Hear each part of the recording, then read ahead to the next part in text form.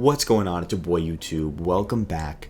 This is my top 10 favorite Pokemon of all time. Highly anticipated. Let's not waste any time. Let's get right into the video. Number 10 is Toedscruel. So Toedscruel has an ability called Mycelium Might, which is really bad. It makes it so all of its powder type status moves always go last, which is something that you don't want to happen. And it was made specifically because Toedscruel and Toedscruel are really fast Pokemon, and it would be too overpowered if they were able to go really quick, which I think it's funny that there's an ability made specifically to make it so these two Pokemon are worse. But the ability also makes it so its status moves ignore type and ability immunities. So Pokemon like Goldengo that normally don't have a lot of counters are very, very weak to Toedscruel and Toedscruel. Plus, I really just like how it moves. It looks really goofy and it reminds me of the jellyfish from SpongeBob. Moving on at number 9, we have Palafin.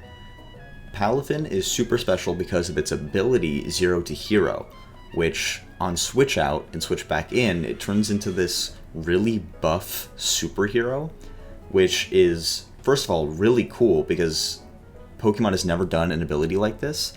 So when it was released, a lot of people were really surprised by it. Wow!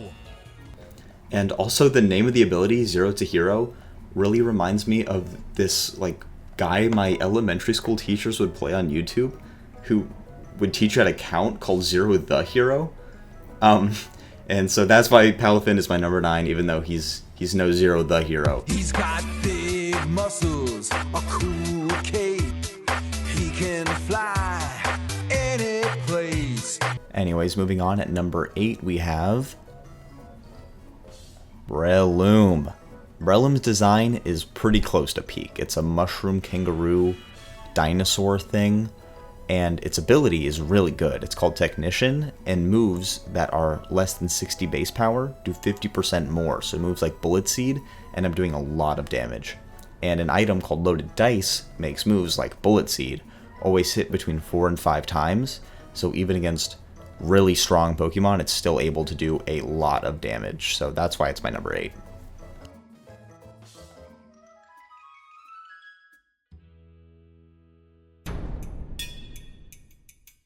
Okay, Lotad is number 7. Lotad is one of the most goated Pokemon ever. Look how cute it is.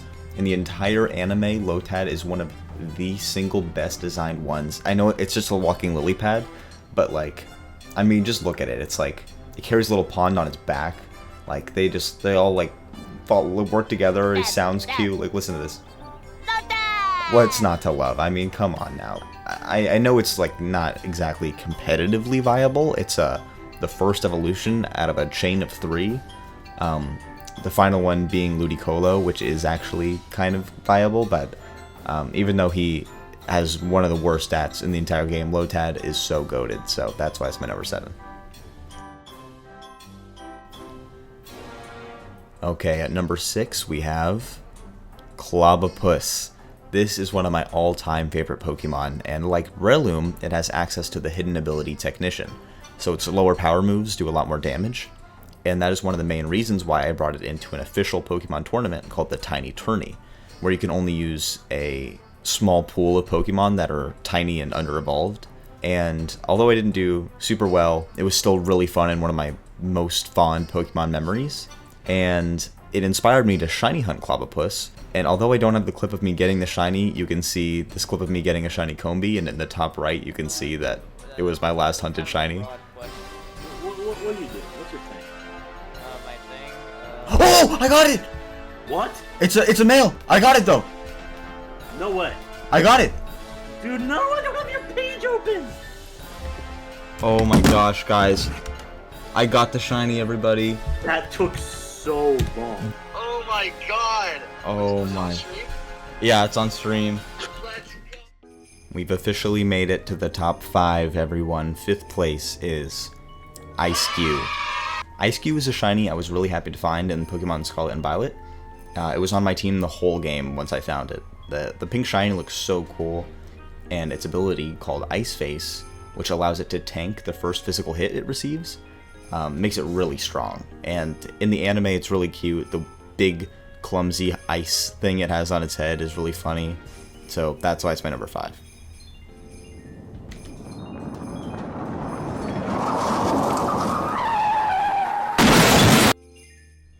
almost done. Number 4, I picked Mimikyu.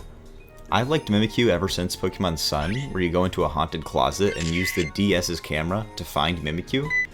After that, there's a Totem Mimikyu boss fight where Mimikyu gets this aura and becomes really strong, and I still remember that it was so hard to beat it because its ability is similar to Eiscue's. It tanks the first physical hit, and the lore itself is also just really interesting. It's like a lonely monster that disguises itself to look like Pikachu just so it can be loved by humans.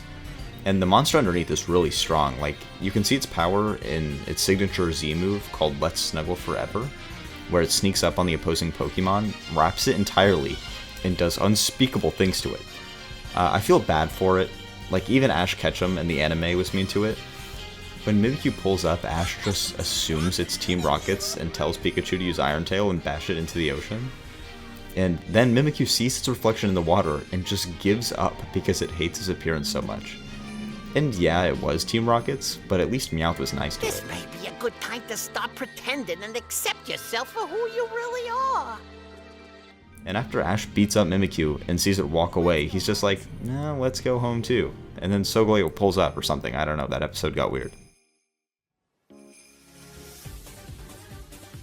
Okay, we made it. Welcome to the top 3 of my favorite Pokemon of all time. But before that, let's get some honorable mentions out of the way. Some Pokemon that didn't quite make it on the list, but were really, really close. So, first of all, we have Tapu Koko.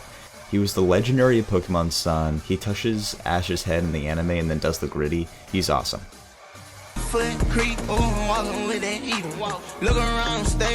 Next, we have Miss Magius. Miss Magius has mad aura. And then finally, there's Meowstic, who was the closest one that I considered to put on the list, but didn't quite make it, and here's why.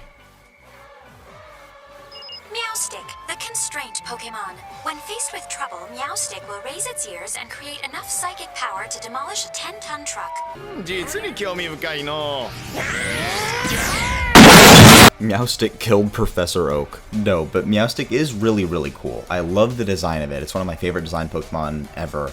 And it's not really competitively viable, but it looks different if it's male and female, which is really awesome. And the shiny is so cool. Look at it. Like, the shiny specifically reminds me of a character from Adventure Time called Meow, who is really random to bring up, but it's really funny what happens in Adventure Time. Like, he gives Jake a lethal amount of poison, which Jake solves by making his liver 51 times as large. Times 51! A magic dog? No! How you feeling, dude? Big liver! Big liver! Yeah! That finishes up the honorable mentions, and we can now move on to the actual top 3. Starting with my third favorite Pokemon of all time, Mew. Ever since I first heard about Mew as a young boy playing Pokemon on my DS, I was just fascinated by the existence of Mew. It's said to be the first Pokemon ever, and contains the DNA of all Pokemon. And being the ancestor of all Pokemon, in the first Pokemon movie they repeat that Mew is the strongest Pokemon of all time. It was thought to be extinct because of how elusive it is, and it is so intelligent that it can learn any Pokemon move through TMs. It was the OG mythical Pokemon, and although there's more in the movie that makes Mew so cool, I'll wait until later in the video to talk about it for no reason at all.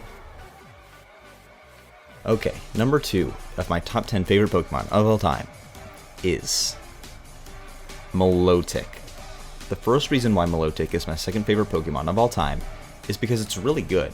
Even against Ash's Pikachu in the anime, Milotic still beats him up despite the type disadvantage. He hits him with a Wind Blast, and then with Water in the exact same way, and then again with Iron Tail.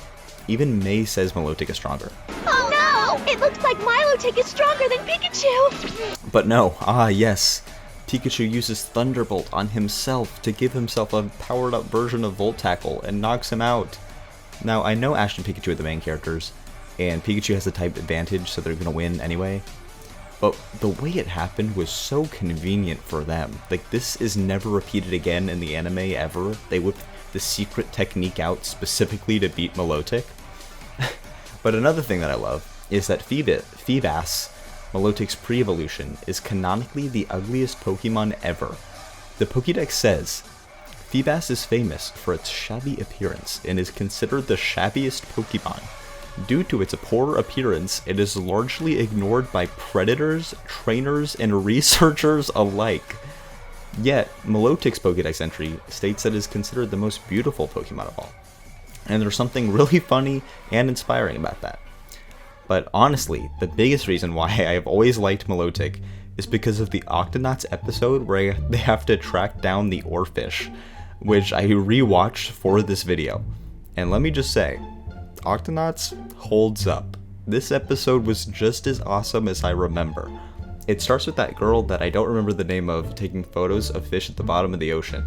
She takes a picture of an anglerfish, and then she sees the Oarfish swim by in the background, but she has no idea what it is. Then Quasi and Captain Barnacles look over, and they only see the tail end of it, but it still looks massive. And Quasi is convinced that it is a sea monster that he's heard tales of called the Nakowak. But the Oarfish actually just has a sore throat and is really shy.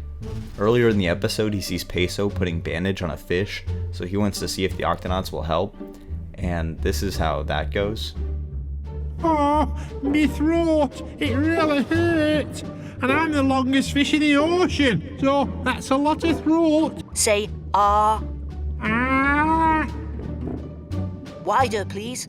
Ah. So, Quasi, Captain Barnacles, and the other one see Peso putting his head in the Oarfish's mouth and go help him because they think it's the Nakowak trying to eat him. They eventually realize that he's just a sweetheart and they take him back to the medbay and heal him. Ah, I'm feeling better already. Though the best part of the episode is the generational banger of a creature report at the end. They're the longest fish alive. Or fish are hard to find, but that's because they're shy. That's break!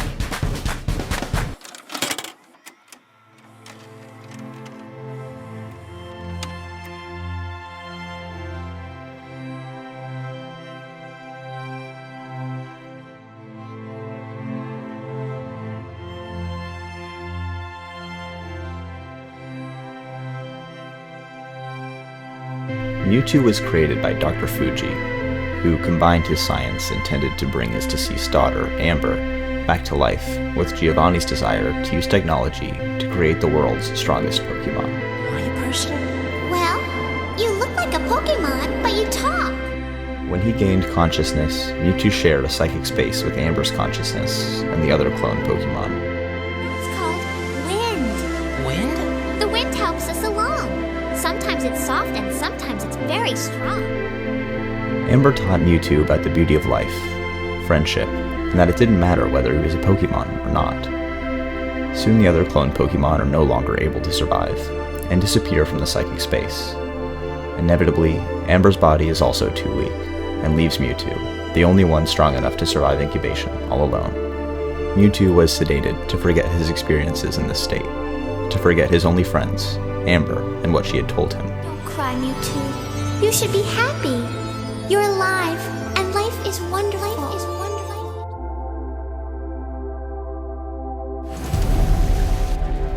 We dreamed of creating the world's strongest Pokemon, and we succeeded.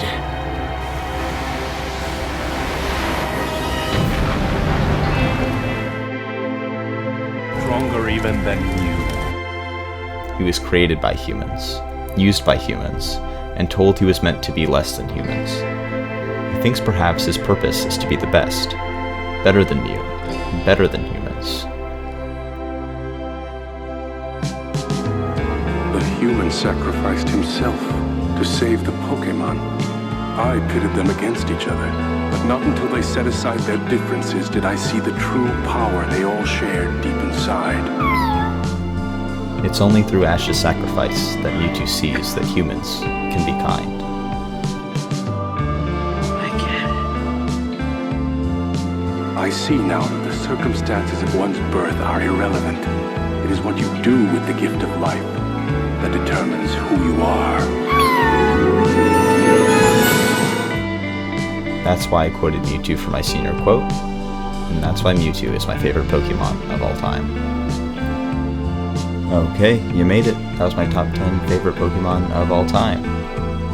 Thank you for making it to the end. This was a very experimental video of mine, and I made it in honor of my good friend Carson's birthday, So happy birthday to your cousin Carson on Twitch. Go give him a follow. Thank you for watching.